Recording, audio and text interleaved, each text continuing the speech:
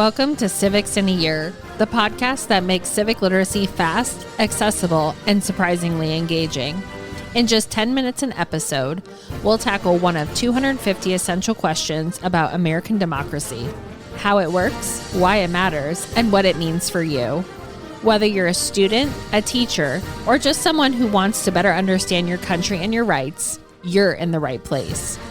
Civics in a Year is powered by the Civic Literacy Curriculum from the Center for American Civics and is produced in partnership with the School of Civic and Economic Thought and Leadership at Arizona State University.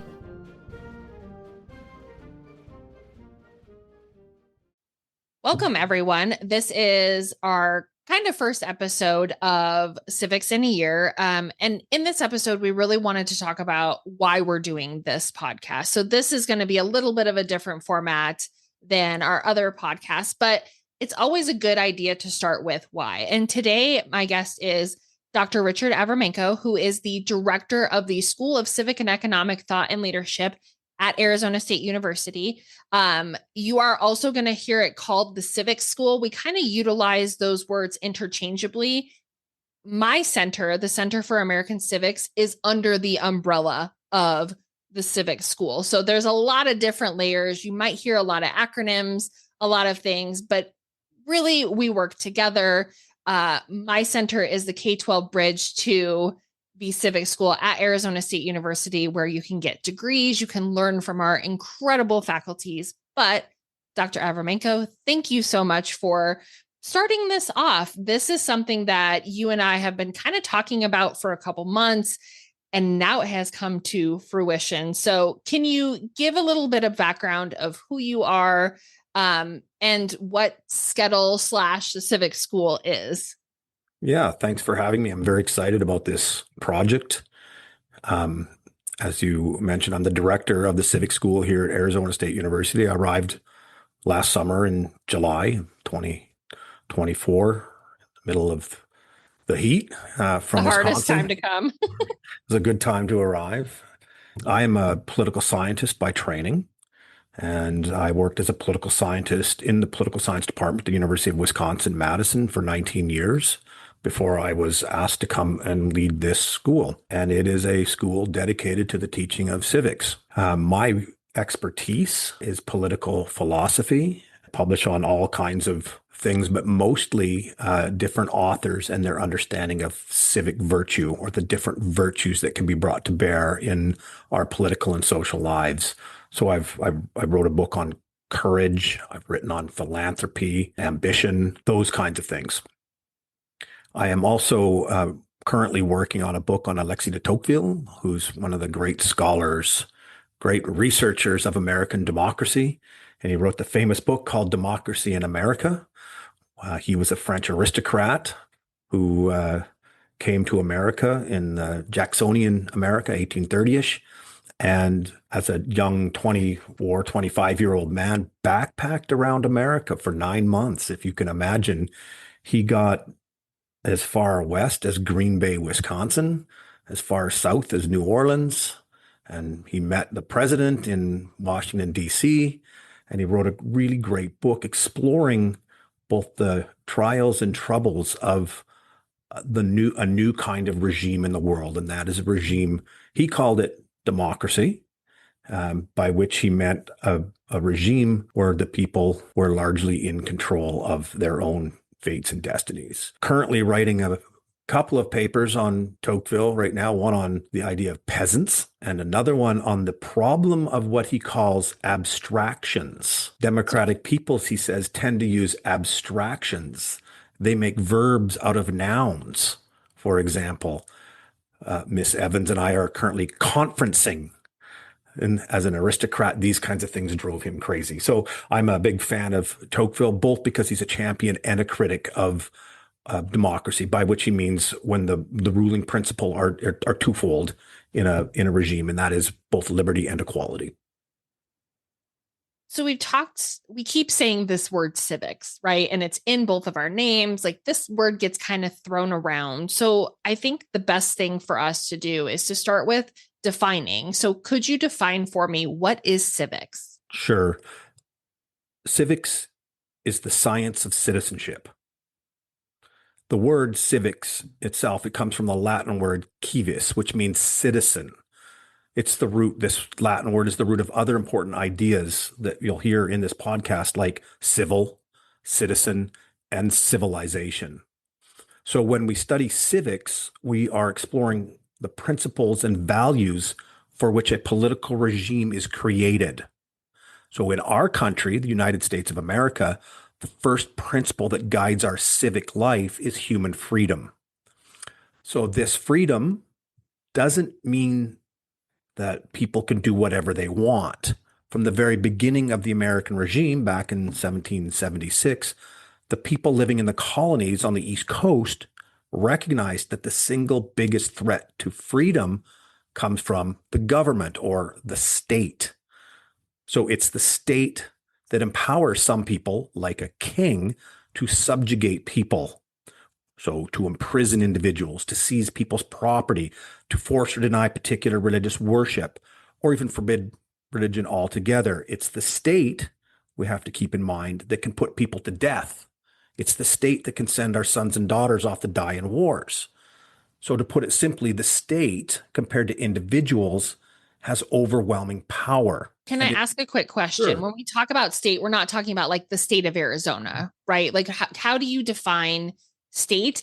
And then can I also ask, because some of our listeners might not understand what the word regime means. Can you Sure. give quick definitions of those because they're going to be utilized? Sure. Regime, what I mean by regime is the type of government. So we can have a monarchy, we can have an aristocracy, we can have a democracy, we can have a republic. So there's a different kinds of regimes that we can have. So that describes the system of government that we have either chosen or have had forced on us. Okay. And the state, some people like to say the government instead of the state. I don't mean the state of Arizona, but I simply mean the apparatus that controls and organizes the power that is centrally organized over the people. So the state can be, maybe Tocqueville would be angry about this, but it's kind of an abstraction. And that's the problem, right? So when I say the state, right, the state empowers particular people. Like the state, you say the king, right? That's a person. His name is George, right? But George is a person that holds the reins of the apparatus of the state that can affect things and make things happen to the citizens or subjects, depending on how we look at it. State and government are kind of be used interchangeably here. Yeah, so sometimes I use state because government can actually suggest the particular administrative apparatus that is in that the state uses.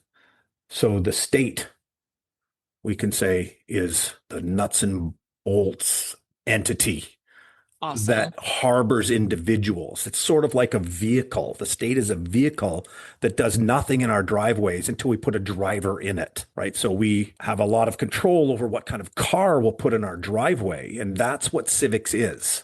Civics is sort of looking at that vehicle that we have and ensuring that when we put someone awful behind the wheel, that they can't do a lot of damage with the car. The state is like the car. Don't run me over. So the state, as a vehicle, has a lot more power than the individual. And so in the United States of America, we created a system of government, of governing, that was created to limit or to control this overwhelming power that the state has. So this system of government, or this regime type, is called a constitutional republic. So in the civic school here at Arizona State University, we're trying to help people understand and embrace the principles, the laws, and the political and administrative structures that we've created to safeguard us from subjugation by this overwhelmingly powerful entity called the state. So what is civics? Civics is the science of citizenship. It's the study of the rights, the duties, and the responsibilities that allow us to be free and equal citizens of a constitutional republic rather than subjects of the arbitrary power of the state. And listeners too, because I think, we often hear the term democracy or constitutional republic or constitutional democracy. You might hear those words kind of interchangeably spoken about the system of government here in the United States of America. I think it is something that scholars even kind of go back and forth with. But those, we are going to try not to use just the term democracy because the United States isn't a democracy. We can call it a constitutional democracy, constitutional republic. But just to kind of clarify that as well. So when we're talking about, the car in our driveway, understanding how that car works is kind of like civic literacy. So for us as citizens of this state, understanding how it's supposed to work is critical. So why is civic literacy so critical right now? Yeah, as I said, when we study civics, we're exploring the principles and values for which a political regime was created. In our country, that first principle that guides our civic life is freedom. And the United States, of course, has a long tradition of debating and contesting and changing the laws and the political and administrative structures that we employ to safeguard us from the wholesale subjugation by the state. But what has been constant is a kind of general agreement that freedom is the end or the goal at which all this debating and contesting aim. And for the past decade or so, there's been many studies suggesting a shifting paradigm in American civic life. And precisely because of a fundamental shift in how people understand freedom is why we need civics. So more and more, and the studies bear this out, people think that freedom means being allowed to do whatever one wants. So people are prioritizing a personal autonomy conception over what many scholars call the natural rights framework of the founding. So we're free to do whatever we want, and the state should help me do it. Instead of, I want to be free to do the things I want, but the state is inherently a thing that's going to prevent me from doing it. I have rights that are given to me by nature that the state is meant to safeguard, but the state tends not to do that. So we have, I'm not saying that the personal autonomy is a bad thing. The personal autonomy understanding of freedom is deeply good, but there seems to be a general forgetfulness of the deeper origins of personal autonomy, which is a political regime that limits the power of the state. So researchers are finding record low levels of trust in American institutions. In 2024, for example, Gallup polls found that only 22% of Americans trust the federal government. A civically literate person in our constitutional republic, that person might hate that the Supreme Court overturned Roe v. Wade, but a civically literate person wouldn't call for the abolition of the Supreme Court. Instead, they would understand the concepts of federalism, judicial review, separation of powers, and so on. And recent studies, I should also add, have shown that only 40% of Americans can name the three branches of government. And I suspect that far fewer can say why we have three branches of government. And that's the purpose of civics. That is the science of citizenship. We're in a crucial moment for the resurrection of civics and the science of citizenship. And I like that you kind of talk about the state of nature, because in episodes in this section, we're going to talk about that, because if I have the freedom to do whatever I want, am I actually free?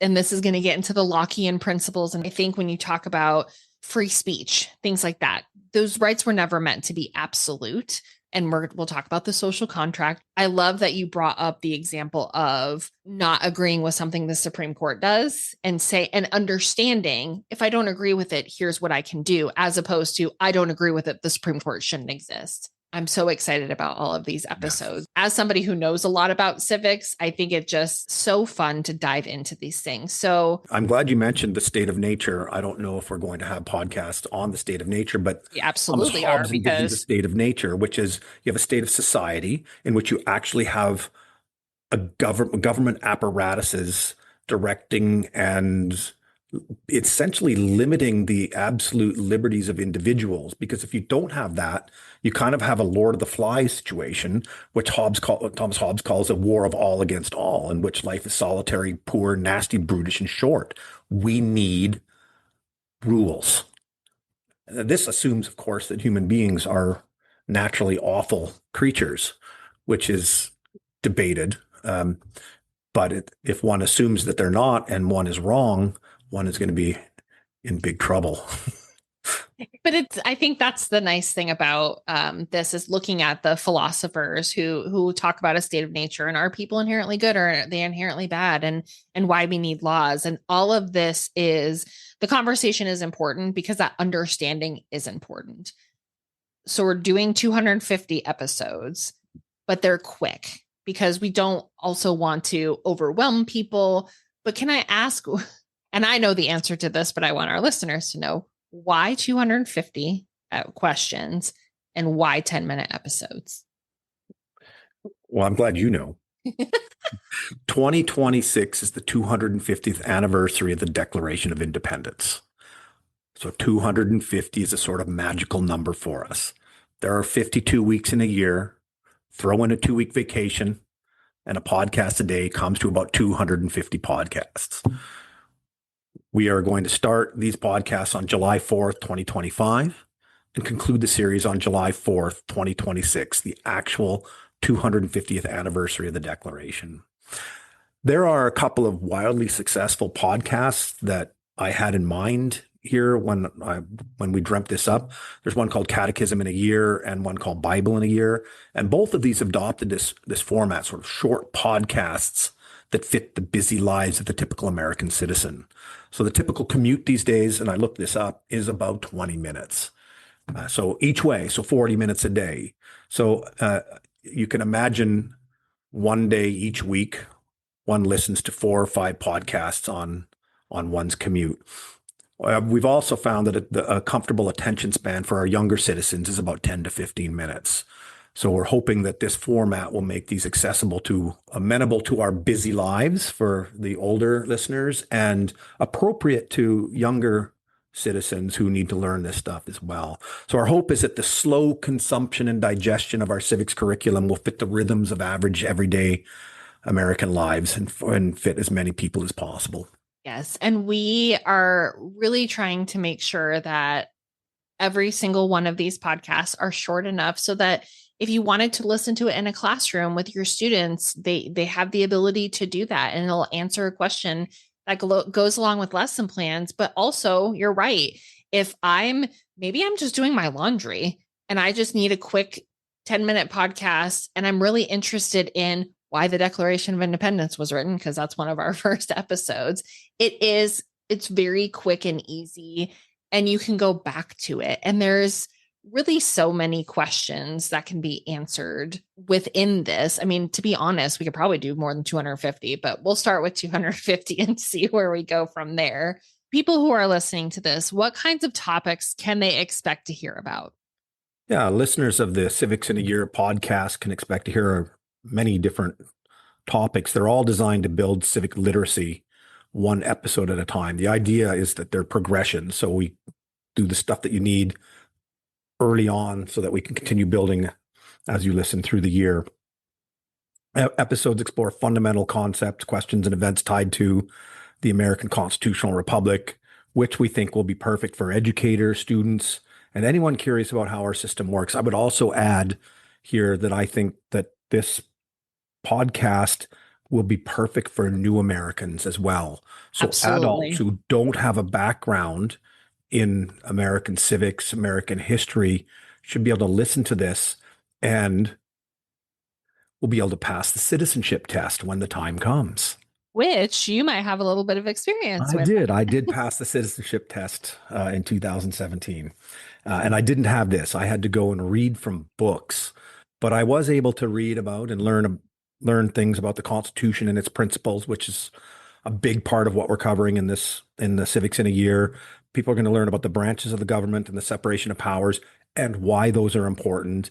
We will learn the nitty gritty, the nuts and bolts of how a bill becomes a law, learning about voting rights and elections and how these are decided, civil liberties in the Bill of Rights, maybe the origin of the Bill of Rights, and we can look at particular amendments and understand how the Bill of Rights and the amendments can be brought into our day-to-day lives to empower us against the overreach of any state official, including school officials who might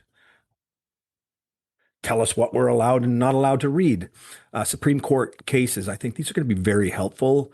So when we have certain laws, we can look at how cases unfold. Supreme Court cases are just stories, right? So judges, they'll tell stories of how cases were resolved in the past and brought to bear. So we'll look at Supreme Court cases, and we'll learn importantly about civic responsibilities and how uh, citizens can bring this knowledge to bear in their day-to-day lives and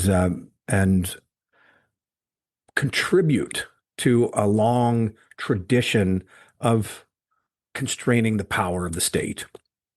The podcast should also highlight historical moments in the U.S. history, constitutional controversies, stories of service, how certain historical people have contributed to the creation of this civic tradition. We'll do this by connecting the past to present day situations. And all of this is going to unfold with great fireworks on July 4th, 2026.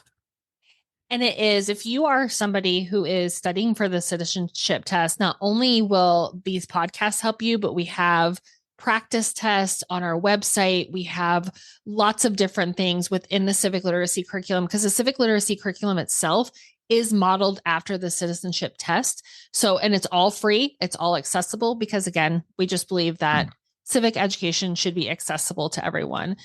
So we're doing this podcast, I'm talking about our curriculum. What makes this podcast different from a civics class or, like you said, a book, a textbook, anything like that? Well, first of all, we're sort of venturing into what would be the oral tradition, right? So we can listen and talk rather than read. So we're moving away from textbooks. We're not replacing textbooks. All of the texts are available online in our civics curriculum, as Liz just mentioned. But instead of dense chapters or lectures, each of these 10-minute episodes is going to focus on one civic question. These questions are going to be presented to us by citizens around the country. We'll be asking these questions. I think maybe even my children might pose some of the questions, which will make it easy to listen to and learn on the go. So the podcast is going to bring civics to life by telling stories that connect historical ideas to current events today. We're going to bring expert guests on the podcasts who will bring their perspectives on citizenship from the perspective of law or education or public service. We aim to be nonpartisan. So this isn't Democrats and Republicans. That's parties. We don't do party stuff here. This is nonpartisan explanations designed for clarity and accessibility. And as we've just alluded and mentioned, all of this will have a companion curriculum on our website that aligns with K-12 standards. But of course, everybody will be able to use them for all ages. So if your kids listen to these podcasts with you, you can then go and get supplemental materials, which will work very well, especially if you're homeschooling. Yes. Very good materials for homeschooling. So in general, in our countdown to America 250, July 4th, 2026, Civics in a Year is going to help listeners reflect on what it means to be a citizen, not a subject in the United States of America. It's civics, but without homework. It's true. I sometimes call it edutainment. The storytelling is so important, especially because I have a daughter and she might make an appearance too, asking one of the questions. But I even remember when she was smaller, she loved listening to stories in the car, right? We would listen to science podcasts, but one of my favorite things, because I taught for 17 years, my favorite thing about teaching history and government is the story. We're not just reading dry primary sources that are, honestly, at this point in a different language, because we do not talk like that. A lot of them are written in cursive, which some people can't read cursive, but it is really made to just be as accessible as possible. Yeah, we hope that with Civics in a Year, listeners are going to feel inspired by the stories of people in the past and the present who have shaped our constitutional republic. I would hope that they're going to feel confident in their ability to engage with troubles that arise in the contemporary age now, very things we're dealing with in the news right now, rather than evoking emotions and anger and disgust. We can invoke our civic literate selves and bring it to bear and try to understand what it means, what's going on, and how we can continue to be citizens of the country. Thanks for joining us on another episode of Civics in a Year. If you enjoyed this episode, be sure to subscribe and share it with someone who cares about a constitutional republic as much as you do. For more episodes, resources, and updates, follow us on social media or visit us at civics.asu.edu. Make sure to check out the show notes for any relevant links.